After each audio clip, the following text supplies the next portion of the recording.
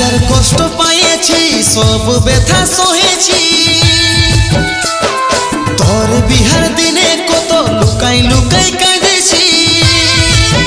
শুধু তোকে খুশি দেখার কারণে অভিশাপ হয়ে আলিস জীবনে বোধহয় সুখ পাবো আমি মরণে অভিশাপ হয়ে আলিস জীবনে বোধহয় সুখ পাবো